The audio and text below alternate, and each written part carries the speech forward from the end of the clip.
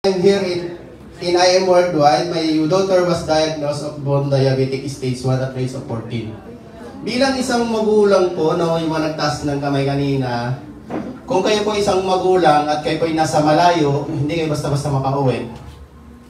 Ano po kayo pakiramdam nyo pag nakita nyo ganito itsura ng bata? Sa mga magulang, ikaw santis po ni pa, suba o umiyak. So, sa akin po, nag-OFW po ako para maibigay ko yung pangailangan ng mga anak ko para maging healthy, maibigay lahat yung mga needs nila. Tama po, sa mga magulang na, ganun po talaga eh. Pero nung makita ko yung picture na to, sabi ko, sino tong batang to? Hindi ko nakilala yung bunso ko, siya pala yan. Pero hindi po ganyan itsura niya iniwan ko. Hirap, no? Gusto kong umuwi pero hindi makauwi. Kasi sa dami po ng bus na dumadaan doon, naghihintay ako ng biyaheng Cubao, wala. Para lang makauwi sana. Ganun po ka-struggle, ganun kahirap, hindi ka basta-basta makauwi pag ikaw ay isang OFW. So ano pong ginawa natin? Ginawa ko po nagdasal lang nagdasal. Kasi yun lang po talaga yung kailangan natin gawin. Wala po tayong ibang kakampi dito kundi ang Diyos. Tama po?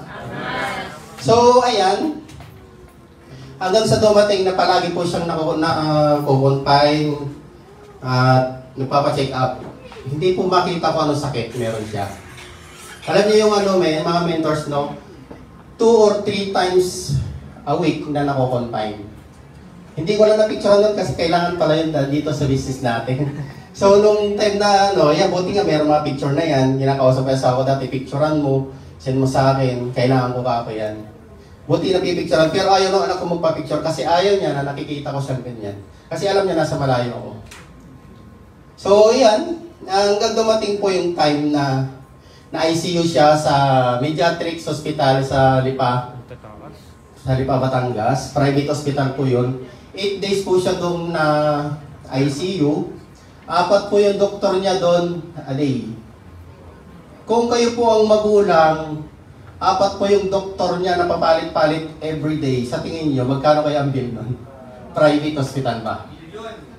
So, sa akin, sabi ko sa asawa ko, kausapin mo yung mga tita natin dyan na alam mo may pera. At pakita mo na ganito. Huwag mo na itindihin yung pera kung magkano yan ako, mahalaga, may ligtas. Maging maayos yung bata. Ayaw niya magpa-picture, sabi ko hindi pwede, gusto kita makita bunso. Kaya ganyan yung itsura niya nung nag-video kami. Sabi ko, healthy ka naman, malusog ka dyan eh. Yung pala, gawa pala nung, yung radiation, kaya ganyan, mataba. So, ayan po yung na-diagnose po siya stage 1 kung diabetic. Dalawa po pala yung klase ng diabetic natin. Yung diabetic na pag nasusugat, matagal gumaling. Yung sa kanya, diabetic sa buto, na kahit anong galing niya kumain, hindi tumataba. Yun po yun. Yun yung tumama sa kanya, kahit na kada kakain ng umaga, tanghali, hapon, 2 beses po yun bubulos. Pero bakit pumapayat? At ang question po doon sa amin, kahit pumapayat siya, masigla. Yun yung ang sigla-sigla po niya, ang galing niya makipaglaro, ang galing niya matulong, ang galing niya kumain. Bakit payat? Hindi natin pwedeng palitan ng vitamins niya, sabi sa akin ng mga lumbyanan, kasi nga, ang sigla niya ang galing niya kumain, galing niya matulog. Hanggang sa, ayun nga po, ayan, kung mapapansin niyo yung blood sugar diary niya dito, ang blood sugar diary po para ng normal na tao is 70 to 120. Yun po yung sabi ng doktor ng tito ko. Na yun po yung normal talaga. Nagiging 150 lang daw po yung sugar natin pagkatapos natin kumain. Ayun po siya. Kaya, ayan, thank you Lord, no? Dahil po sa amazing pure organic barley natin, na-share po sa akin to ng aking angel mentor, si Mentor Alona Lumanglas, no? Dati kasi na-share sa akin to, so nag-search ako, nakita ko na, ayan, naka-mention sa Bible yung ating amazing pure organic barley. Ito po. Salamat po sa barley na ito. No, kahit nasa malayong lugar po ako, natulungan ko po yung anak ko dahil po dito sa barley na ito. No, kaya life-changing po talaga yung ating barley. No, kaya hindi po ako nagdalawang isip na painumin siya ng barley. So, 2 to 3 months po na pinapainom ko yung anak ko ng barley. Ayan po yung naging itsura niya noon. Okay, so ganyan po ka-powerful yung ating amazing organic barley, no? 3 months po na umiinom ng 3 times a day, ito po yung naging resulta ng itsura ng batang payat na payat kanina. Ganun po kaganda yung ating barley. At sabi ko, mag-picture ka, mag-video ka. Sabi ko, habang iniinom mo yung barley, may video po pero hindi napasama dito. Pero at least may picture po siya.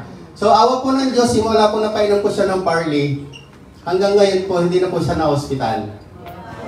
Yan. At saka, yung pong, yung pagpapacheck up na lang po niya ng once a month, yun po yung chine-check yung insulin niya, kung okay po ba. Kasi, nag-zero insulin po yung katawan niya that time. Na-diagnose po siya ng bone diabetic. So, yun po yung niya. So, tignan niyo po, mga mentors, no? Before and after po, yan po yung salamat din sa kuya niya kasi simula na nag-abroad pa ko yung kuya na niya yung sumusuporta sa kanya at lagi niya kasama. So hanggang sa paglaki nila, yan, hindi ko sila pinaghihiwalay, lagi magkasama talaga. Ganda ng lahi! Yeah.